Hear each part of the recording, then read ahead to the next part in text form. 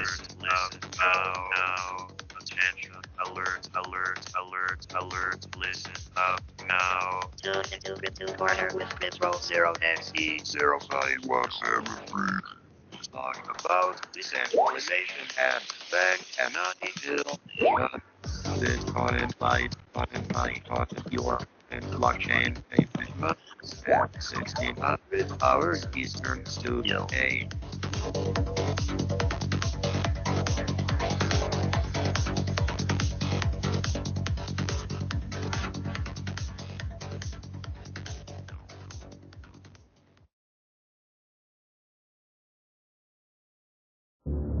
Deep understanding must arise during these times of unparalleled deceit. A view into the depths of society upon which this country has fallen, a storm brews upon the horizon. It's been said that those that have the eyes to see and the ears to hear will play a paramount role in the furthering of humanity and civilized society. But can civilized society and humanity survive the coming conflicts not seen since a dawn of time in ages bypast? But you can find true forms of information and knowledge in abundance at revolution.radio, freedomsluts.com, the #1 listener-supported radio station on the globe. Stand upon the right side of history. General Holder, you've got to get us out of here now! I won't let you down, son. Revolution. Fire! I'll take you to burn. Fire! I'll take you to learn. I'll see you burn. You fought hard and you saved and earned, but all of it's gone to burn. And your mind, your talented mind, you know you've really been so blind. Now's your time, burn your mind, you fall apart, you fall behind. Oh no,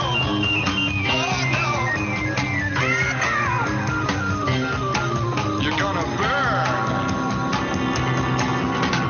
Fire. Welcome to Crosstalk with Sara Cross, a place for radio wanderers to learn about the highest laws and other related topics, with the occasional stroll through more relaxed notions. Now here's your host, Sara Cross.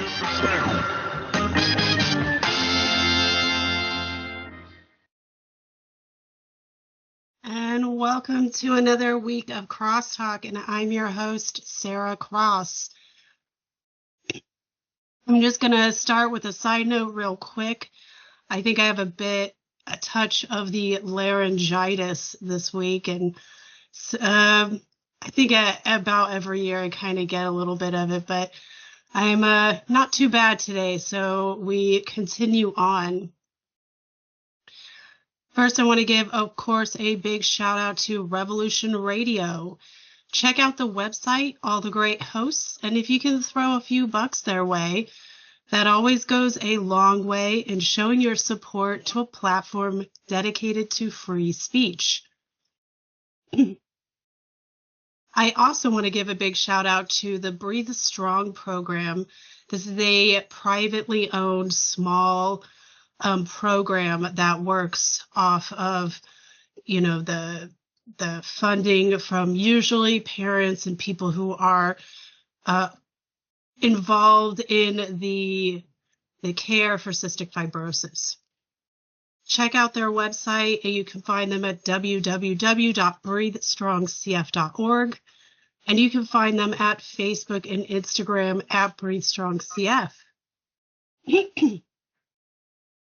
This week we are going to be talking with Justice Wagman, who is a metalworks artist. We are going to be discussing some of the issues with the art world today, and you can find out more about Justice and his work. And I'm going to just add in his website here for all you lovely people in the chat. Should be it there, so go and check him out. He's a very good artist, so as usual, please feel free to put in your comments or your questions in the chat, and I will try to keep up. But for now, let's get on with our topic today, and I want to bring Justice in and have him introduce himself and talk a little bit about his work. So are you there? Yes, I am. Awesome. So thank you for joining me today on Crosstalk on Revolution Radio. So if you could let people know a little bit about yourself and, you know, what your mission statement is and all that. Well, first of all, just thank you for having me on today.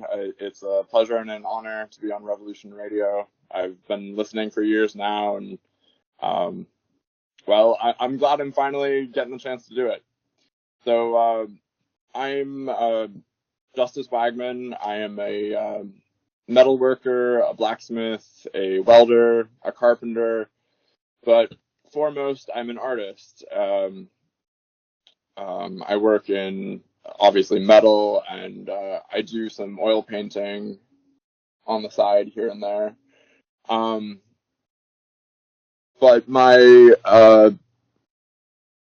themes of my work include alchemy and the occult, astrology, and then nature themes, as well as, you know, what most would consider fantasy themes.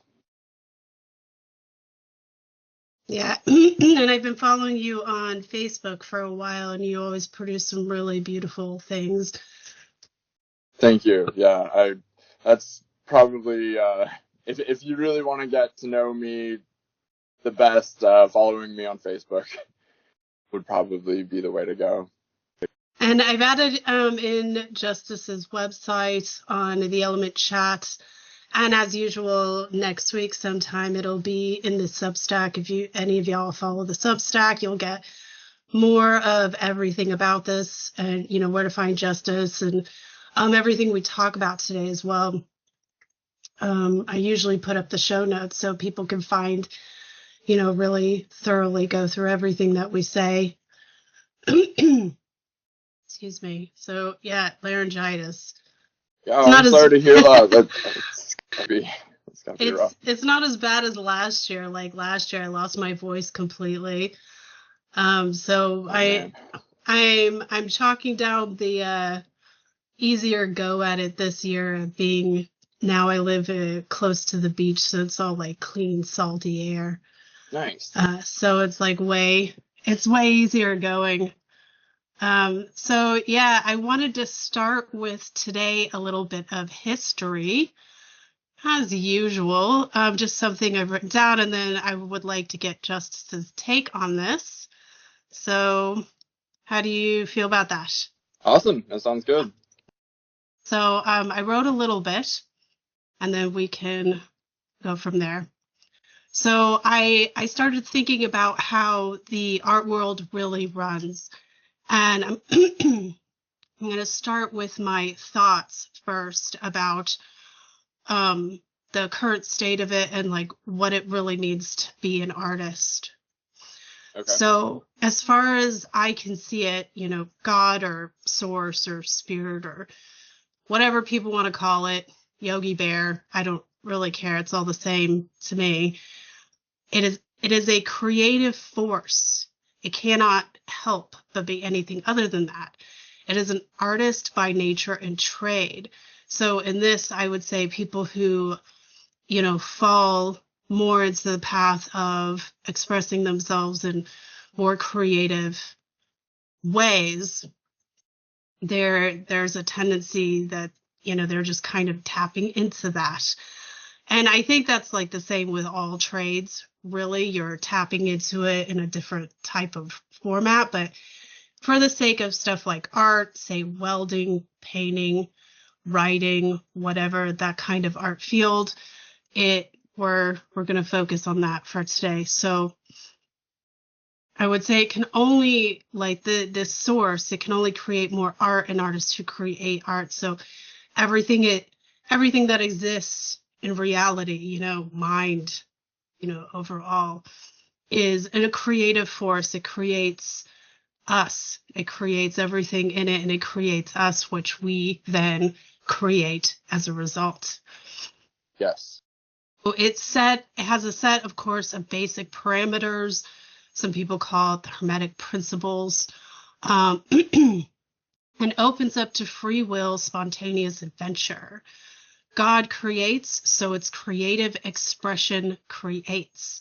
It is a pay-it-forward system by natural progression, and this is the true artist within, which everybody, even people who I say, oh, I can't draw a straight line, that's beside the point. If you created a math problem, if you created a house by building it, if you created a child, this is artistic expression. So for as far as like how the modern day is going that we can actually see, the ruling class has successfully taken over the art world and turned it into a lifeless industry. Art schools churn out soulless, atheist, materialist students who are speaking the same language as the ruling class, even if they don't really understand that they do. They are just as conditioned and brainwashed as those who support and stand by the government and create their personalities around politics. Industry and institutions have all been infiltrated, and this has overwhelmed the people. It is an exhausting exercise to fight the wave. People want to think it is political, but it isn't a political problem. It only looks like that because the Satanists, or rather I usually call them the parasite class, no, people are easily distracted, and all they have to do is give them something to focus their resentment on, because we're so emotionally based. So on the outside, it seems political. Really, the problem is the parasite class have done everything they can successfully, I would add, to infiltrate every position of power they can in this world. People want to find someone to blame, so they build a resentment towards this political figure or that one. This is part of the conditioning program to make us not see truth, even when it is in front of us. So just to break there, I would like to get Justice's take on this. Yeah, well, I'm in pretty much full agreement with what you said there. I definitely think the creative God force it's seeking a conduit through wherever it can, through whichever human being is a match for it, who has developed themselves to the point where they can channel that creative force into a work of art. But of course, the modern artistic institutions, they in many cases they actively undermine that force, undermine that connection to source, God, whatever you want to call it, and they de-emphasize artistic technicality, which is part of the postmodern movement of no objective standard for beauty. So yeah. Yeah, I agree with that. I mean, and I would say probably in all cases, an art college is not really serving people who want to study art. Art college generally, I've had a lot of like friends of mine who they've gone to art college. I think I did like a handful of months in art college way back when. Same. And I was just like, all right, what am I doing here? Like, So I have a lot of friends, they went all the way through our college and they're like, I mean, I'm glad I did it because it gave me the experience to like for certain things. But on the other hand, it was like a huge waste of my time and my resources when I could have been putting my focus into something a little bit more authentic. Right. And That's very congruent with my experience as well. And like the thing is like a lot of them have even admitted to me that they've had their instructors actually tell them during an assignment to go to this place or that place and outright copy another artist's work. Wow. Especially in the fashion industry side of that. They're just like, yeah, go to this famous designer shop in whatever place and just copy what they do and turn that in. Jeez. And they're telling people to do this. And it's kind of like, well, I guess no one cares about perjury. I mean, there are like laws about that or whatever, really it's kind of like an ethical thing for me. But at the same time, art is like a growing creative kind of animal. And so that's why they put stipulations and stuff like, oh, if you're going to do something that's the same kind of genre or theme or style or whatever, there has to be like a 30% difference in the piece.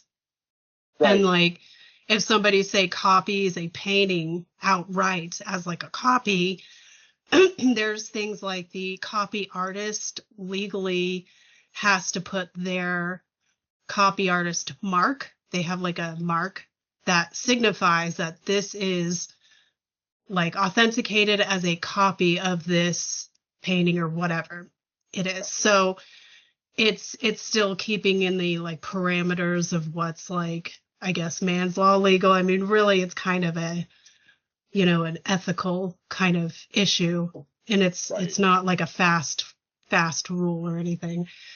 So, and if you go into Europe, it's like totally like non-existent, really.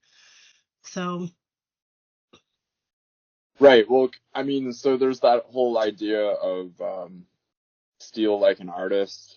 I think Picasso said that. But the idea is that like there are no like new ideas, so to speak, that every idea or artistic idea is building off of your the people who came before you. And so you're, in effect, you're stealing, quote, stealing from, those people. But where what separates an artist from a copier, in my mind, is are you trying to make it your own? Are you trying to make it new? Are you trying to augment it somehow so that it's not just a carbon copy? Yeah, exactly. No, I feel the same way. And like, I think with the idea, like, I do think the expression, steal like an artist, I think that is a lot of that is based off of the idea that we should be learning from the people before us who have studied into art. And that way we're studying their work so we can learn how to improve our own methods. And, really, yeah, there isn't really anything new under the sun because that's like right. Work and grow and build off of what came before us.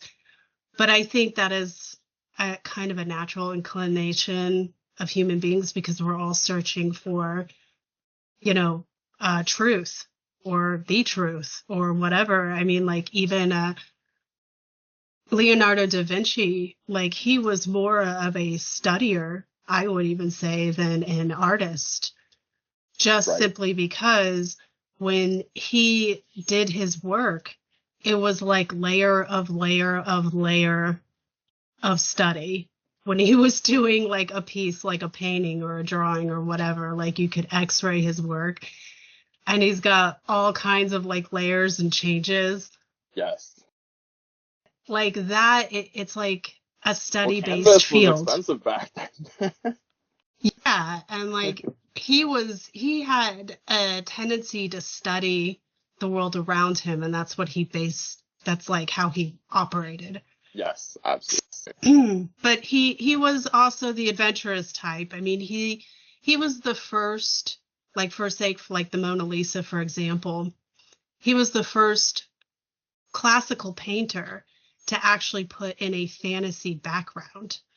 That's the first one. Oh. So, like that's, legitimate or whatever they want to call it, but that's technically the first one. And it was a totally, like, as far as portraits go, that is, and it was a totally new concept for that classification of art. Right. And then you had like other artists who came after him or during his time frame and time period, and they're like, oh, I didn't know I could do that. And Right. so like a lot of them tried to emulate that, of course. So, it's a not a field for necessarily for the free spirit as it is thought of now. It's actually a field for those who like study into more of the, spiritual side of things. So like that's how I view artists or or really like monks who study spirituality, almost in a way, if that makes sense. Yes, there is a like a sort of a monastic element to it. You have to be like a naturalist. You have to study nature, and that's where, I mean, because nature has the best forms. Like the best beauty is always found out in nature, whether that's, a sunset or a forest ridgeline or the human body. I mean, it's all found there. But and so a good artist who really, wants to emulate, objective beauty, they have to study it. Yeah, I think it's like it's part of the field. And I mean, I just think that's why I kind of like read everything. I look into everything. I don't just focus on art because I feel like all of it is part of that. Yeah. So, and like whatever you're going to see and experience from nature, that's the most authentic form of it. I think it's the cleanest form of it, even when it's messy, even when it's like disorderly. Like nature Right. is supposed to be messy. It's supposed to be disorderly. That's authentic. So like even like nature isn't, like I've said this before, nature isn't perfect, and it isn't supposed to be. It's supposed to have like that spontaneous free will that's part of nature, as having free will. So and it's like the type of people who really try to control like the entire environment and not allow that free will to be incorporated in their lives, I think this can cause a lot of problems for people in the long run. People who try to control the artistic environment or the actual environment. Either. Whether Right, they yeah. go one way or the other, it's going to be a disaster, really, Yes. because like the way I see it, like related. They're connected. exactly, like everything is kind of connected that Yes. way, like a big old biological system, just like the human body. Everything's connected, everything operates correctly, and if you leave out this element or this thing or whatever, you're gonna get disastrous consequences for it. Right. If you don't pay attention to, at least, I mean, you don't have to be an expert in everything, but paying attention certainly helps. Right. And that's why postmodernism is so dangerous, because it's it's putting like a disempowering construct out into your environment, and that invariably is going to come back and affect the human being who is viewing it. Yeah, exactly. And like, I do think that it is personally, I think that it is a collected effort, or it is a purposeful effort by the parasite class to teach us how to misuse art and not connect authentically to high self or source or whatever people want to call it. And they want to make art a joke, and they want to make art this thing that is just looked at like they want to shut people down, really, Right. is what it is. And I think it goes far more than a political issue. I don't think it's political at all. I think it is an effort by the parasite class, which is working to shut us down, like to try and disconnect that part of us, that creative part of us that connects to spirit, so that we cannot study or create authentically. And when you do this, the results are very heavily conditioned, indoctrinated generation of young people who wanted to be artists. They had that push to be an artist as a profession. And what happens is they come out of art school and they do things like, you know, they do one guy just did an art exhibition of an invisible statue Right. and sold it for like, I don't know, it's probably something like absurdly high amount, Right. like $1+ million, like it's always like that. And so it's stuff like that. Like there's another guy who did an exhibition where he taped a banana to a wall, and that sold for millions of dollars. Andy Warhol. So, is that who it was? I'm pretty sure. Yeah. I studied Andy Warhol on my way out of college. I wrote a paper about him, how he's a cultural sorcerer. Because that's another way of looking at postmodernism, is it, or this practice of this disempowering art that is put out there. You can view it as a form of magic, or a form of sorcery, rather. Sorcery being differentiated from magic in that it's not serving the highest will. It's serving a selfish, egoic will. But I wrote this paper called, I think it's called Disempowering Art, or something like that. It's on my website for listeners. They can find it there. But yeah, Andy Warhol, he was famous for that one of taping a banana to a wall, or no, painting a banana. Maybe what you're talking about is a different versions. I think so. This was like an actual banana duct taped to a wall, and I was like, stop. I know, I've seen it. Yeah.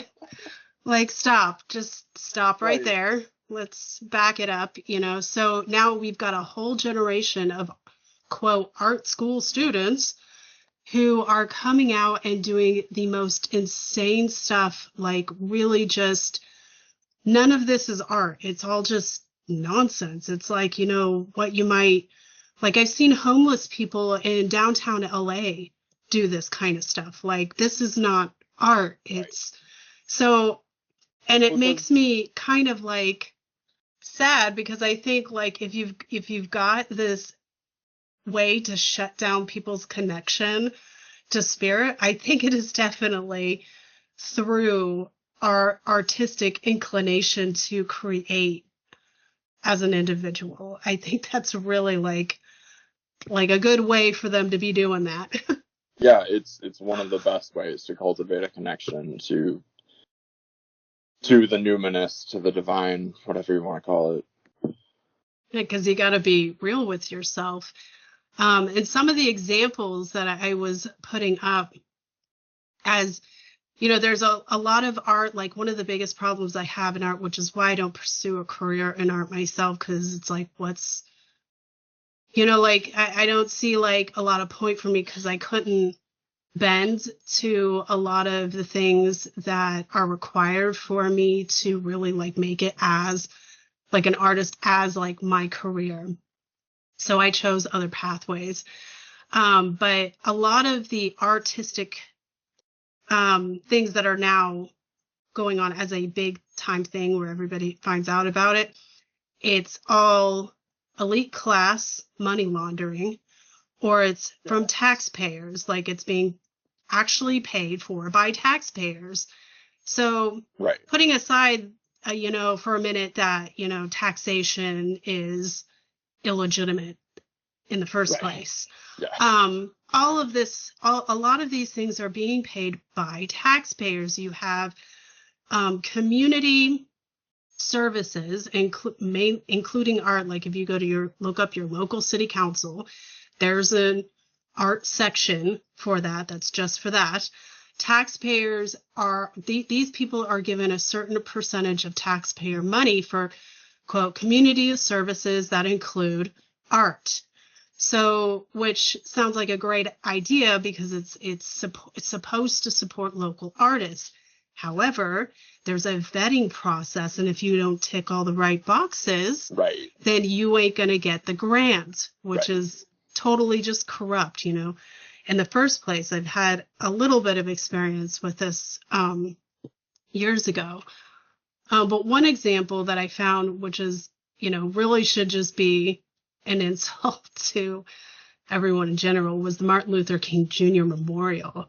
And that was designed, maybe not even really designed, by an art school student, fresh out of art school, but was paid for by taxpayer money. This is one of those things. Like, another thing is the Paris Christmas tree that comes out.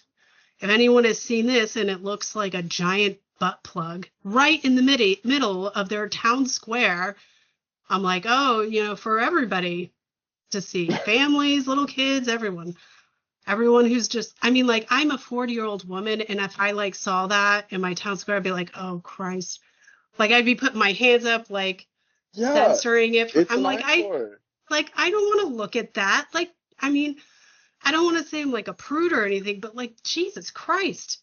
Yeah. Put it back in your closet or wherever you're going to put it. But can you leave it outside of my city? Like, can we not have it like on display? So this is like what I see as. Well, and that could be considered, a mocking spell on the public. There's so many insinuations that could go along with that. Yeah. My first response is like, gross. Yeah. And does that mean that your whole city has that up their rears, Yeah. I'm just like, dude, like, come on. Like, I don't think Christmas tree. I know that. Right. So, this is all like, as far as I can see, like, I would put this is all like money laundering. Thousands, like millions of dollars go into community art projects or art programs in local city councils. And a lot of it is just like, really going into somebody's back pocket. Really, it's just money laundering.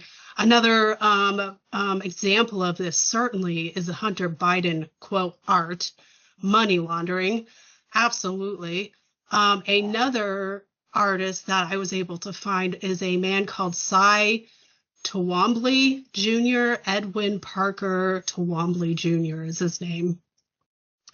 And he's known for works I haven't done a lot of real investigation into his work, but he's known for typically very large scale, freely scribbled graffiti-like works on solid fields of mostly gray, tan, or off-white colors. So it's like basically like a big, huge, like wooden board or canvas type thing that's all huge, like wall size. And it's like it looks like a red crayon scribbled all over Yeah. it, like money laundering. The It reminds Salvador, me that reminds me of a lot of works I've seen at the Portland Art Museum, and a lot of works that were deemed passable in college. yeah, it's I mean, this is not the study of life. This is not the Right. study of nature by any means. At best, it's like it's a vent for traumatized people to get their frustration out. It's a totally feelings based paradigm. It's removed all logic and rationality from the process. Hmm. Which is like kind of bad, because even in the art field, if people understand anything about it, if you're an artist, like logic and rationality are just as important as the emotion based aspect of it. You have to have it all. And that's why I say, like, to anybody, no matter who they are, where they're coming from, whatever it is, you don't even have to be an occultist. You don't have to know anything about natural law or whatever. You don't have to know anything really. But if you start with the framework of thought, emotion, and action in that order, and you practice that within your life, then this is going to set you into more of a path, even if that's as far as somebody gets. This is going to set people more into a path where they can function, at least Yes. as a human being, generally. And So function optimally. exactly. You don't have to like go into this field or that field, or you could just be, somebody who raises a family, and that's what you do. And that's fine. But if you're operating on the backbone of thought, emotion, and action, you're going to raise an awesome family. Right. Because they're going to learn from your behavior how to operate optimally. And it's a pay it forward system. That's how it works in this reality. I think when we pay it forward, then we get good results, and when we don't, then we don't. So Right. Nature requires a sacrifice. right. So yeah, Sacrifice of time, attention. oh yeah, it's all time, it's all care, it's all attention. You're paying with how you live your life. Yes. And the result, the payment you get in return, is a more positive outcome, whether it's your environment or your children or career or whatever it is. Absolutely. So as far as I can see, and like, I don't know if you see it this way either, if it's the fine art world that you're talking about, where it's stuff that you're hearing about, I'd say the majority of this is money laundering. That Because makes the most sense to me. yeah, I mean, the majority of art, if you were to really look into it, the way it kind of works is that, like, if say you buy a painting for like $1 million today, by US dollars, like what the US dollar is technically worth, or whatever the agreed amount of what it's actually worth, and then in say 20 years from now, you want to sell that painting, it doesn't go by what the US dollar's value is. So say if the US dollar goes down in value, you won't sell it for less. You don't sell it for less, you actually sell it for more, or at least the same. And this is how, like, families who own big art like this is how they keep their wealth. It's money laundering. So it's totally rigged, and it's not based on any kind of an honest system. Yeah. Yeah, and it's a double whammy, because at the same time they get to promote a very disempowering work to the public as that's the piece that's going to get all the attention. And, it's just going to disempower the public. Yeah. It's going to make art worthless. And it makes art worthless in the eyes of like everybody almost who didn't focus as art like a skill. They just see it as something that is unimportant. And it's making artists look like they themselves have no value, which is like kind of worse. So, Right. and Well, it's turning, like I say, it's turning them all into sorcerers instead of magicians, because every work of art is effectively a spell. It's a spell for consciousness. Whoever sees it is going to be affected in some way, shape, or form. And so is that spell you're putting out there, is that uplifting or is it disempowering? And that's sort of the point where I'm at with postmodernism, is like you're not just a hipster postmodernist, you're actually a sorcerer.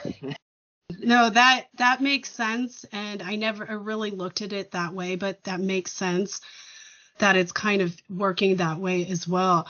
I always kind of looked at it especially the modern stuff, like anything modern, you might as well just be like why bother, but that's why they bothers, because it's money laundering, and it's meant to make people feel and think a certain way about the art world. So yeah, that makes a lot of sense. And I've always like looked at art like it's a like historical measurement. So like you can see where even our classical artists were with their artistic, like their spiritual even place in their current expression. Like for example, like the Mona Lisa we talked about, the first painting to have a fantasy background. Right. There's a history of that, and people don't really know about this history, or most people don't study it because it actually has a lot to do with, what some people call natural law. In the original Mona Lisa, the background it has, the mountains of whatever, I think it's of the physical realm.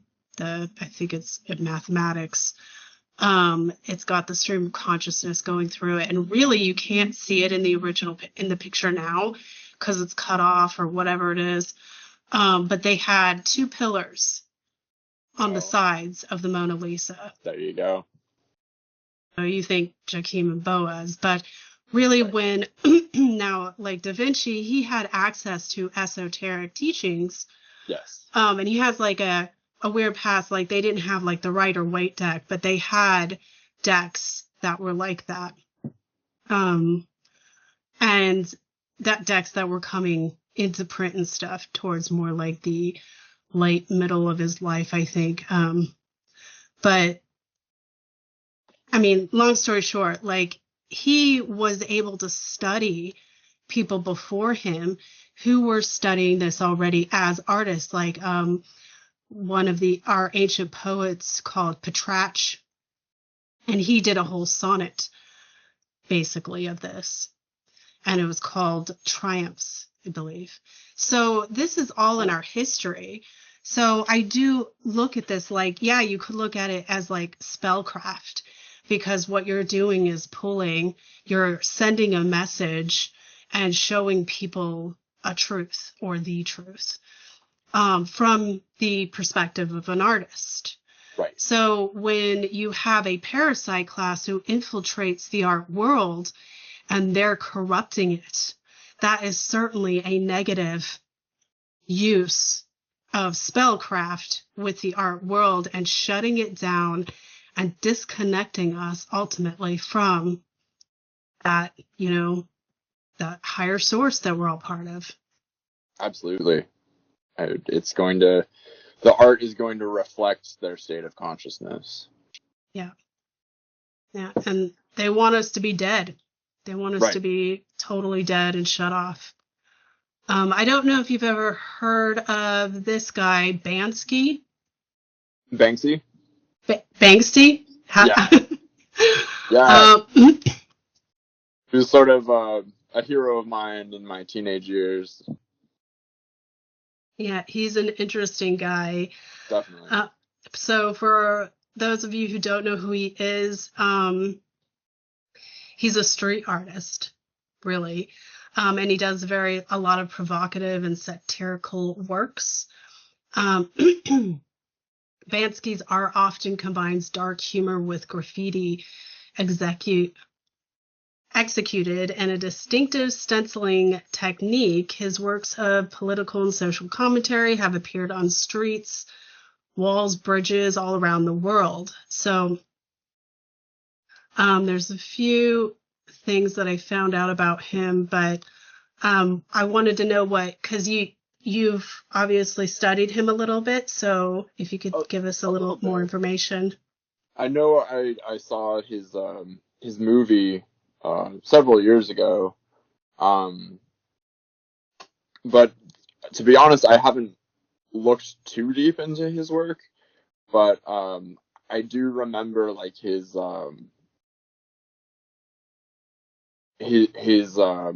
work where he put a dummy in an orange jumpsuit and like tied it up in Disneyland. Kicked out of Disneyland for that, obviously. But That's actually but he was like awesome. trying to draw attention to the Guantanamo Bay detention center. And I know like he's mocked the state of Israel quite a bit. But he is sort of a hero of mine because he has that inconquerable spirit where he wants to where he's not afraid to speak his mind. No, he certainly isn't. A lot of his themes are like anti-war, anti-capitalism, anti-establishment generally. And you can, if you ever see them online, they're like, the subjects are like, rats or apes or policemen or soldiers or children or sometimes the elderly. He's done a couple of like bigger stunts. So for anyone listening, the movie that Justice is talking about, I think it's called Exit Through the Gift Shop. Yes. So I'm going to go and check that out now myself, even because I didn't really realize. I guess I knew there was a movie, but I haven't seen it yet. But he did. I just heard about one. I don't know when it took place, but I was watching one little clip of him, and he did an exhibition of a piece of artwork. And I think it was like a little girl holding a red balloon or something of his style. And it was a piece of paper on canvas and like in a frame, and it was in a gallery. And so they bid on it, and it like reached over $1 million or something. And as soon as the bid was final, it triggered the frame, and the frame shredded the piece of artwork. And I was like, awesome. And everyone's like tripping out. They're all like, what's going on? I'm like, that's awesome. You should have expected this from him. What did you think? Right. Like, he's a street artist. He doesn't care about making millions of dollars. I'm sure he's rich, whoever he is. But, maybe he's not. I don't know. Like, right. I guess his identity isn't really, like, confirmed or anything. But obviously his motivation isn't money. But people have made him rich because they're like, oh, my God, he's so edgy. Because they're looking at art in all the wrong ways. So I think that's actually kind of hilarious that he is like that. Yeah. No, it's a great example of what it takes to be an artist, to have that unconquerable spirit where, you might be, you might have, the law coming after you for depending on where you live, because of what you've made or what you've said. Yeah. It's a essential component in my mind. Yeah. For any artist. And I think if like people who are really tapping into that part of themselves, then, all artists really are anarchists if they're being authentic about it. So I kind of feel like that's how I kind of see it is it is like a spiritual study. It's about studying humanity. It's about studying nature. It's about studying spirituality. And I just think that, well, I think that it's really about that. And it's not really about, oh, look, I can really copy this. I can really copy this piece of artwork like all perfectly. And I could do this portrait like super perfectly. I'm so good at it. It's really about studying the human condition and the spiritual condition. I'd say they go hand in hand. Yeah, absolutely. And that's mean, why, yeah, go on. Rendering a portrait to, in fine detail, that should be coupled with a with a broader outlook, with a broader perspective on life and the universe. Like, so much of what my gripes about postmodernism is the lack of technical detail. Yes, I'm detail is afraid that important. we're losing that skill, and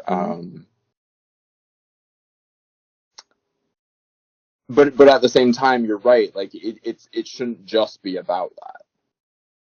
Oh, yeah, I agree. Like, details matter. Context matters.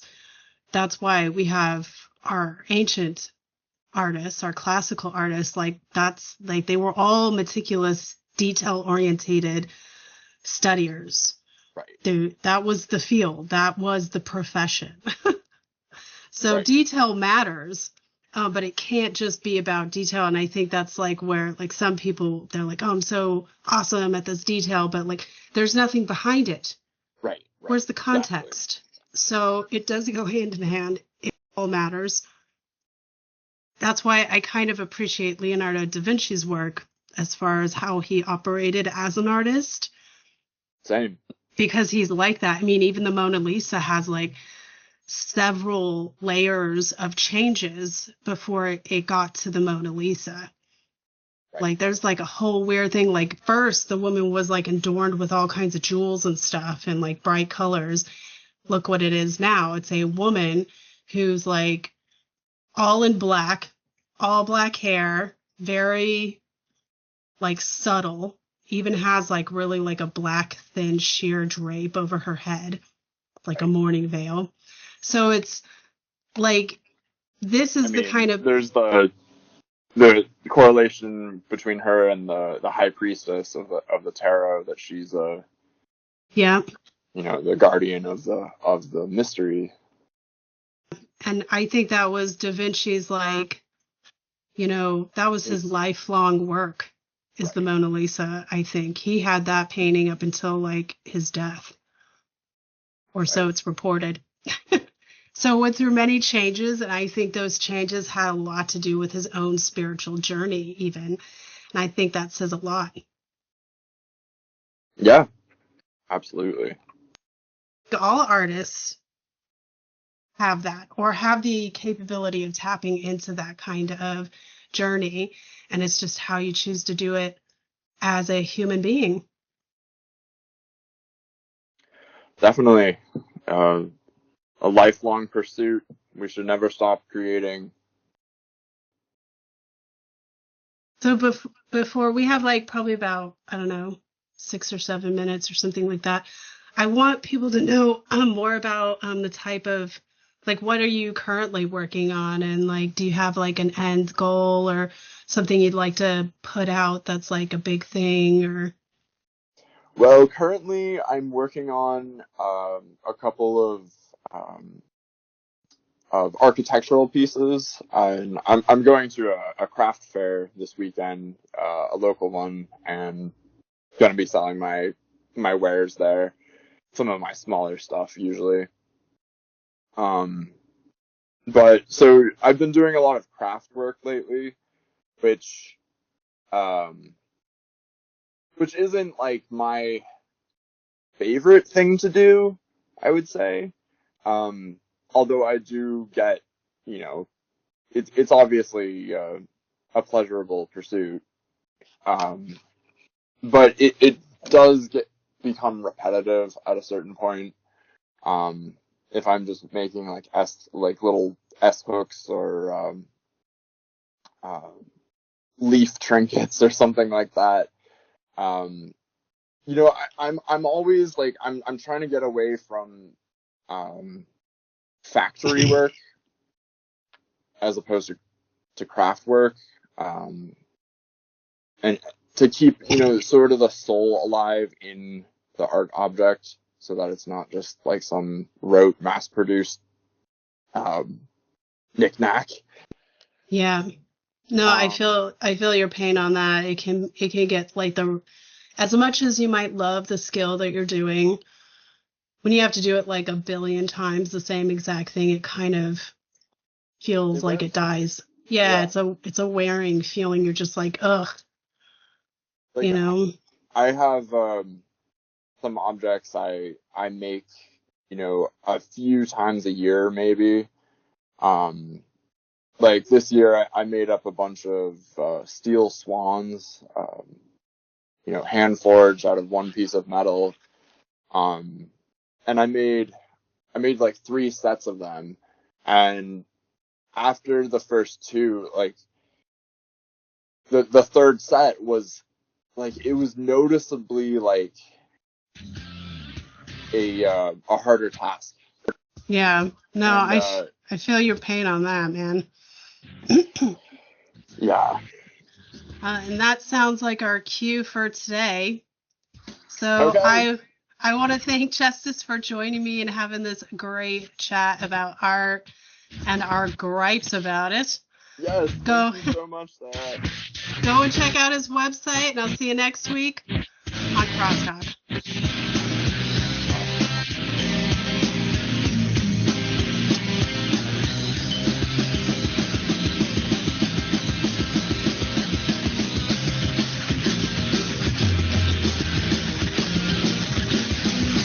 Thank you for listening to Revolution Radio.